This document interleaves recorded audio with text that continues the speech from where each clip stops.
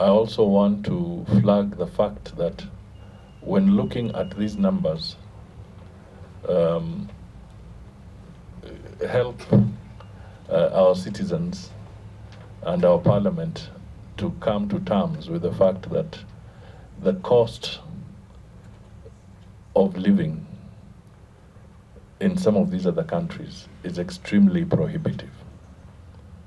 So when somebody says, for instance, you need repairs that would span about 350 million, from a Kenyan perspective, it looks a staggering figure. Indeed, it is a staggering figure.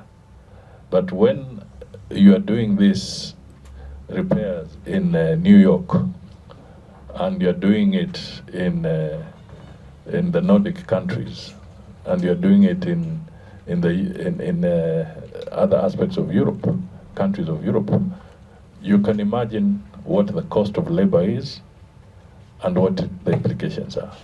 So sometimes, if we take it simply, we might miss the point. So I think it's important that you help us highlight that the price index, the cost in those countries is far much more different than here. One is to critically look at the foreign exchange fluctuation. In the past, there used to be a facility that would allow for that adjustment, but that was removed. And the wake-up call came when we saw the serious slide of the shilling a few months ago against hard currencies. So I think that is a very critical issue, and I want to say it, even though it may be repetitive, but we need to take care of our missions and our people abroad. In the many trips that I've made in the recent weeks and months, we have come across some of our embassy people who are in serious distress because of the impact of the fluctuation, and it has completely negated the value of what was made available to them earlier. So your strong intervention as a committee in this space is going to be very, very important, Mr. Chairman. Going forward, there are also other issues that I will appeal to this committee to look at seriously, particularly when you're looking at us going into the financial year 2024-2025. One of the things that we have put on the table is that Kenya is sponsoring and putting across the candidacy of the former Prime Minister Raila Odinga for the position of AU Chair Commission. And it is important for us to acknowledge that there'll be a lot of movement and support required by the government of Kenya in this endeavor. So these are some of the issues that we may not list all of them here, but they present a case for us to be looked at seriously, bearing in mind that the Kenya's diplomatic space and profile has risen to an anchor state, and it is absolutely essential that we move aggressively. Lydia Mbotela is the station manager of Kenya Airways, based in Kinshasa, and there's Mr. Olivier Fulunga, also an employee of Kenya Airways. He's the cargo manager. Mr. Chairman, the details are in the write-up, but what happened is that they were arrested on the 19th of April 2024 on an allegation of attempting to transfer valuable cargo,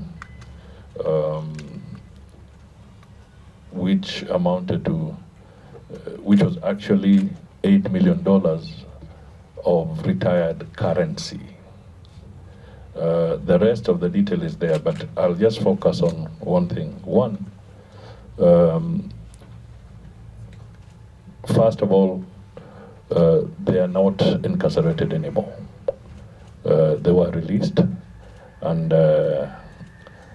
I was in Kinshasa a few days ago as a special envoy of President Ruto.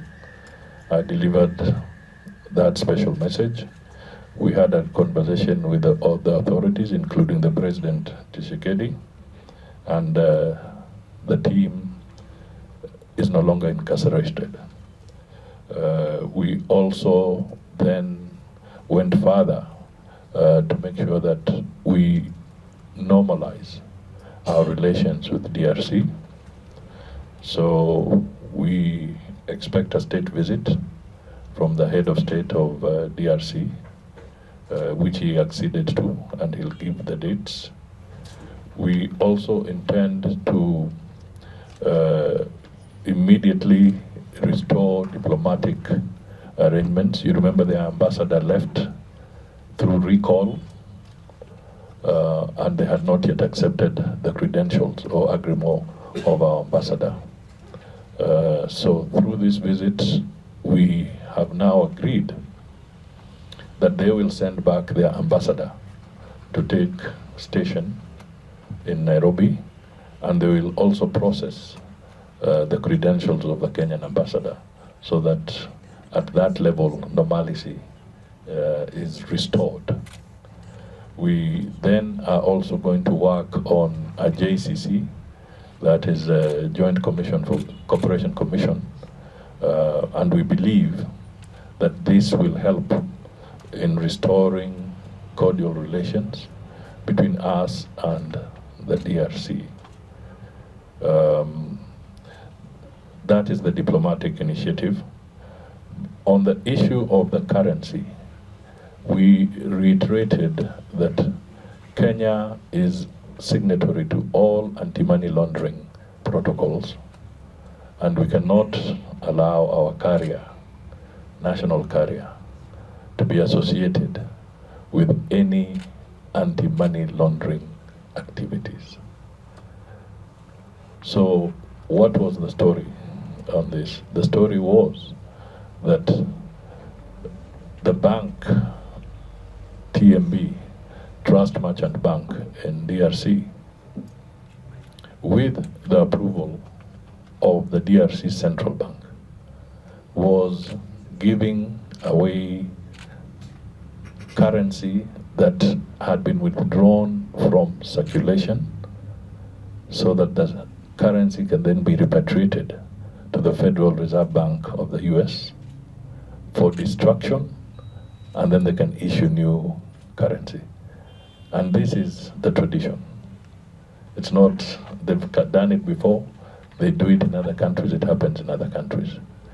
Even us, our currency, if it retires and it's being withdrawn from circulation, it is normally taken back to the Central Bank of Kenya, which is the issuing authority, for them to retire those currencies from circulation. If it is the pound sterling, they go back to the Bank of England. So this was not money laundering or smuggling activity. It was a process. Documentation was done, approval of their central bank, and therefore we believe that it was an unfortunate incident, but it is now behind us. We intend to proceed in a more cordial manner, but the details are now documented for the committee to be aware of. Let me then say something briefly on the diaspora. There'll be the same kind of challenges with the diaspora in terms of the resourcing, and to just emphasize that there's also a big cut, not just in the foreign affairs department, but also in the diaspora department, almost again close to almost 40% cut. I'll want you to also look at that afresh and seek support, because the primary function and role of diaspora is really to help network and entrench our Kenyan diaspora across the globe. It's not necessarily here at home. But we have to recognize the contribution of the diaspora in Kenya is tremendous. They are part of the team that is stabilizing our forex. They've become bigger in remittances than what we get from exporting tea, coffee, and even horticulture on a single basis, unless you lump them all together. But the diaspora investment is much more. So I think if we look at the potential that we can grow in that area, again, I appeal to the committee to look at it. I'll be seeking the support of this committee because we want to have serious dialogue with Parliament and support of Parliament so that our foreign policy ceases to be a policy of the executive of the day. We want your support because we are working towards having a sessional paper on Kenya's foreign policy so that we can have very fundamental principles anchored broadly into our foreign policy. And then on the basis of that, the executive can work around other operational issues, but there must be some cardinal principles that we all as a nation must support in the context of our foreign policy. So I'll be coming to this committee with that support. Mr. Stephen Munyako, the matter has been also documented and it is with the committee now. This one involves a Kenyan who is incarcerated in the Saudi. I think you may have read something about it in the papers recently. He's facing the death row, and he's actually been in the cells for about 13 years. The initial position was that it would have been manslaughter, but the family of the person that passed on appealed under the Sharia law. And that appeal then was granted.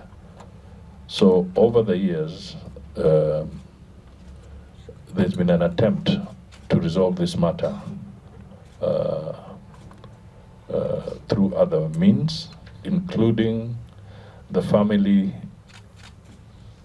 of the person who died seeking some compensation, financial compensation. Initially, it was close to 400 million equivalent. Negotiations over time brought it down to 1.5 million Kenya shillings.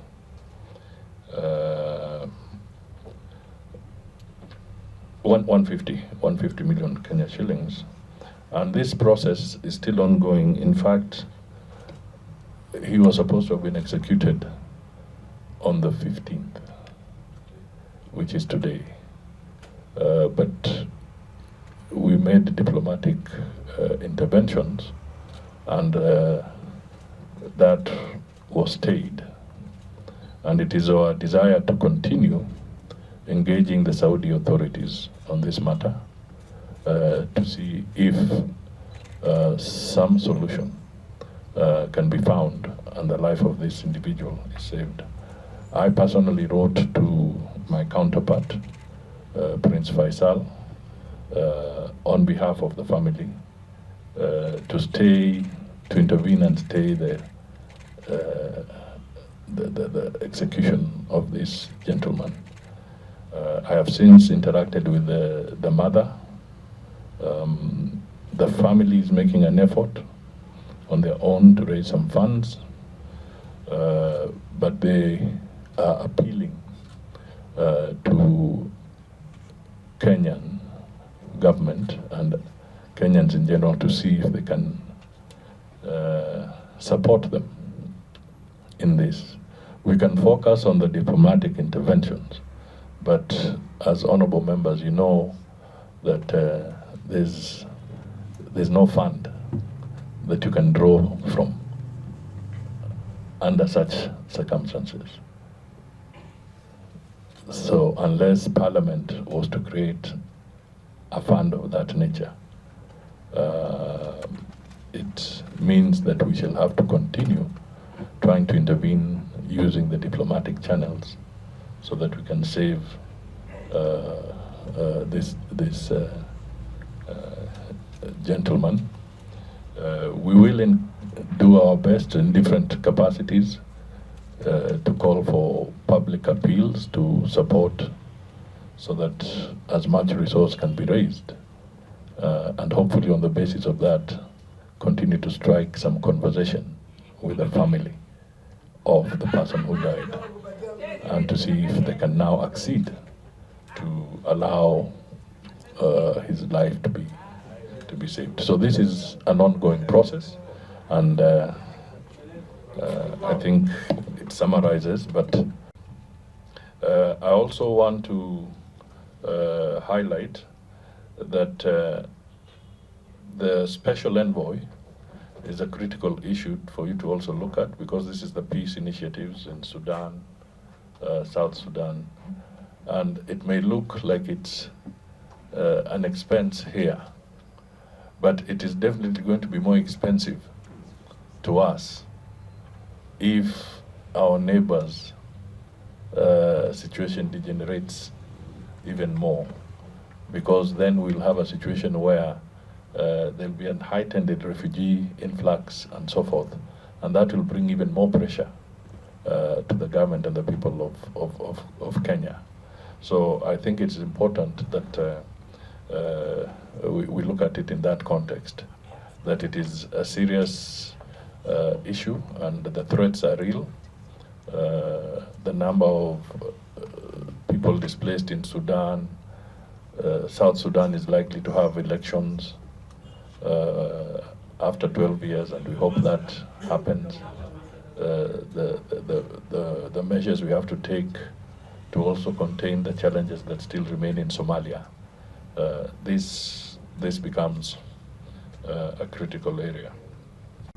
We need to constantly look at the issue of foreign relations also as a security issue. Because as we are budgeted under public administration and international relations. But one of the key planks around this is also promoting and fostering and ensuring that there is peace and security. So I think it is important that, again, we look at this afresh. And God behold, but can you imagine if for some reason we have foreign staff who are under distress in a foreign land, and because they are under distress, somebody comes with what is perceived as a helping hand, and that helping hand can turn out to be a very dangerous process where our national interests can be seriously compromised. So this is a very serious issue, that if we have a weak and under-financed foreign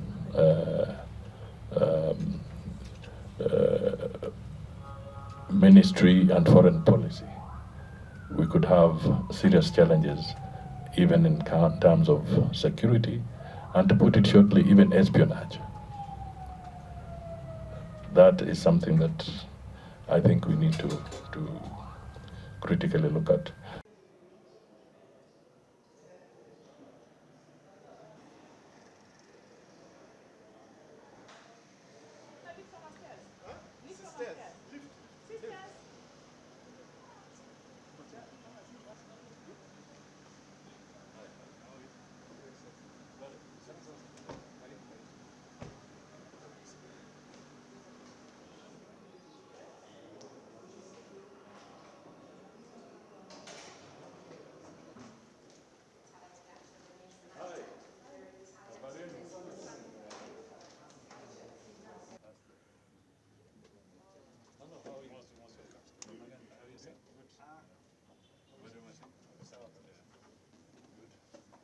A very good afternoon. I'm Irene Kasalu, MP Kitui County and member of this committee. For Sabatia constituency, a member of this committee.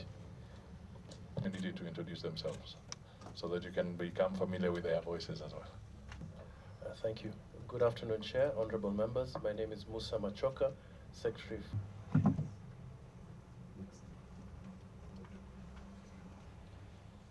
Good afternoon. My name is Ahmed Mukhtar, Office of the Prime Cabinet Secretary. Line with Section 44(1) of the Public Finance Management Act 2012 and some. Thank you, Mr. Chair. Maybe I can just emphasize a couple of points. Should have been asked, the PCS is left us with a neighbor team from the Ministry of Foreign